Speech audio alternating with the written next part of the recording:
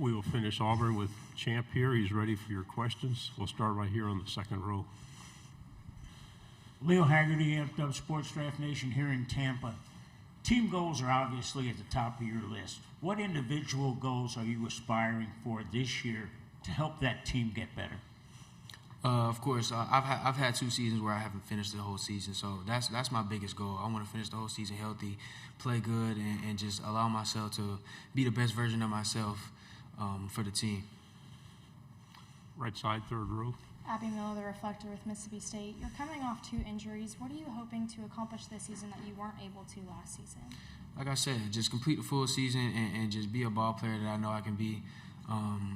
We have a great medical staff surrounding us, so I'm just leaning on them. Third row, then pass it forward.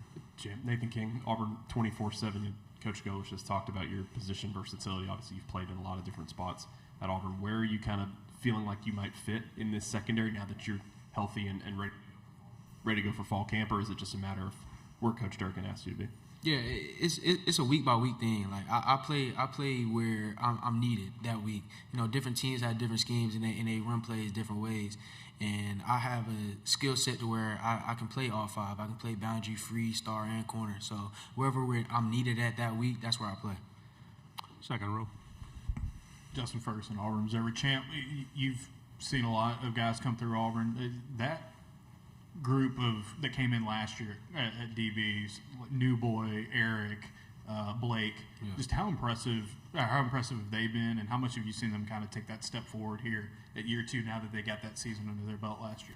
Yeah, it's not very often you see 3 freshmen get real burned, like especially at DB. DB's a hard position, and we had 3 freshmen that got real burned last year.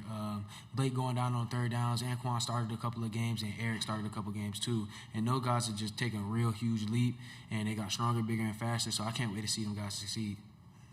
Third row, then pass it, please. Vince Ferrara, 99.1, the Sports Animal in Knoxville. Jim, what's Tennessee getting in Kay and Lee that you played with? Kay and Lee, yeah, he a hooper. Like he is a baller. Like Kay Lee has a knack for the ball. Like it's not many people. I don't know if people realize how hard it is to jump while running backwards. Like Kay Lee, he high points the ball. He has a knack for the ball, and he works hard. Like that's all he does is love ball. So you're getting a hard worker who loves ball. And he a smacker too, man. Like he hit hard. Like most corners don't be wanting to come down and put their nose in it. Like Kay Lee, you got to keep him out of it. Like Kay, hey, chill. Like so you getting a hard worker and a hard hitter. Third row. Tyler Shaw with KBTX and Bryan College Station. I want to kind of go back to your recruitment when you were making the jump to Division I. What do you remember? I know Sam Houston was one of the schools they were recruiting you. How much were they in the mix? What do you remember about that program? So one of the coach that recruited me to that JUCO, Coach Rocco, he was a special teams coordinator there. And he was our head coach. He was the head coach at Tyler Junior College, and so he had left right before I got there that summer. And so I had a great season, and he came that spring, and he recruited me, and it was really good catching up to him. And then I just got different offers and decided to go a different way, but it was really good to see him. Third row. As a DB, is there a specific receiver or team that you're most excited to line up against this season? Not really. Like whoever steps in front of me, I'm excited to play. Like I just can't wait to show my skill and show scouts and show everybody what I can do. Second row. Coach Golich told us last night he thinks that Gavin Jenkins is a future NFL guy, and he was a guy who turned a lot of heads in the spring. What have you seen out of him, being a guy who didn't play a ton last year at USF, but looks like he's going to have a chance to really get in the mix? What have you seen out of him? Yeah, he's a fast guy. He's pretty long. He got super long arms, and he knows how to play his technique. He knows how to play his own way. But he is a hard worker. Like all he does is work. All he knows is work. He's in there early. He's in there late. Like he's a really hard worker, and with his natural ability and his work ethic, he's gonna be somebody to watch out for the next few years. Left side, fourth row. John Eads, WAFB. Champ, how did you see Debo Atkins grow throughout last season, and what makes him such a special player? Man, like he's a football player. Like I know he's listed as linebacker, but like he's a real football player. Like I know on third downs, I know what I'm getting with him. I know he's going to get that quarterback, and I know him and Elijah Melendez are going to stop that run. Like Debo, he a real ball player. Third row. What's your journey been like when growing up in Texas, starting out at junior college, and then now making it into the SEC? Yeah, no, it's crazy, but I always knew I was going to be here. Like, always knew. Like, in my heart of hearts, I knew that I was going to be playing on the biggest stage in college football and then eventually playing in the NFL. So I just thank God for allowing me to be able to make it and see through my dreams. Go on the second row here.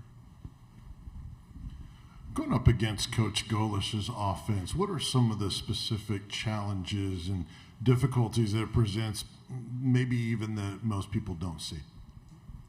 The thing you see the most, like, is tempo. Like, it's very hard to play a tempo offense, especially, like, when the tempo is ran the right way. They do it the right way, but then also, like, the hardest quarterbacks are the ones that can run and throw. And we got one with Byron. Like, he not only can he dissect defenses and throw it deep, but he's a real run threat on first down through fourth down. Like, he's a real run threat, short yardage. We need a big play. He's a playmaker. So when you have a playmaker back there like that, then you got Jeremiah Cobb in the backfield. Like, it's very hard to just really want to understand where you want to put your focus at. Because if you want to put your focus on the run, we'll throw it behind you. If you want to put your focus on the pass, we're gonna run it right through you. Second row. You're standing in the tunnel at Jordan-Hare Stadium. You look out there, you see the eagle flying, you look on the sidelines, you see Bo Jackson, you see Charles Barkley. Do you still get goosebumps? Oh, most definitely. Like, especially Charles Barkley. Like, Charles Barkley, I love his shoes. Like, I had a pair of his shoes, like, since I was young. Like, I love his shoes. Charles Barkley, and then, man, I didn't know how big he was. Like, he is huge. So, yeah, and then seeing Bo Jackson's a legend. So, yeah, I definitely get goosebumps. Final three questions in the back, and then we'll move up front. Gavin Baxley, the Ticket Montgomery. You go through a coaching transition, but a lot of the defense ends up sticking around. What were those conversations like with your team of kind of keeping that core defense together? You know, it was what everybody think it was. Like, Coach Dirk stayed, so we stayed. Like, Coach Dirk, he's the heartbeat of our defense. Like, he's the guy, like, who motivates us day in and day out. No matter what, he's the same person. He's the same man, and you got to commemorate a man like that, because in college football you don't see a lot of real men like that. And man, it's fun playing for Coach Dirk. Like, it's fun. Like, he calls players, not plays. So, like, he calling on your number. Like, it's a real sense of pride when he call on my number. Like, I know I got to go execute, and he going to keep calling on that number. If you hot, man, and he keep it going. So he puts you in position to make the best plays, and that's what you can ask for out of a DC. Third row, and then pass it forward. Champ, where does your nickname, the Pirate, come from? And are you going to go to the Buccaneers pirate ship while you're here in town? Man, I don't have enough time, but, like, really, my one of my friends from JUCO, he gave me that nickname. Is because, man, I sail the season, I do what I want, and I take what I want. That's why I'm called the Pirate. I have a question. Champ, you've been on the last couple of teams, and you've been talked about as a leader, helping people, teams stay together through some tough times. You get a new coach, get a reset, a lot of new guys. How much have you seen this team kind of grow together, maybe from where it was the last few years over the summer? I know AG's talked about how much he's liked seeing you guys kind of come together over the summer. You know, I want to start off by saying this. Like, talent has never been a problem. Like, you're in the SEC, like, you're in the SEC, like, finding talent isn't hard. What's hard is getting that talent to grow together and bond together. And this year, like, I really feel like this is the closest team I've ever been with. Like, we enjoy hanging out together. Like, we all are at the facility all day. Like, we just love being around each other. We're at each other's houses all the time. Like, this is a real tight-knit team, and when you got a tight-knit team with a bunch of talent and a head coach who got some fire under him, and a DC who's going to call the plays, and an OC who's going to call them shots, like, you know what I'm saying? That's all you can ask for. Champ, thank you very much. Thank Good you job. so much.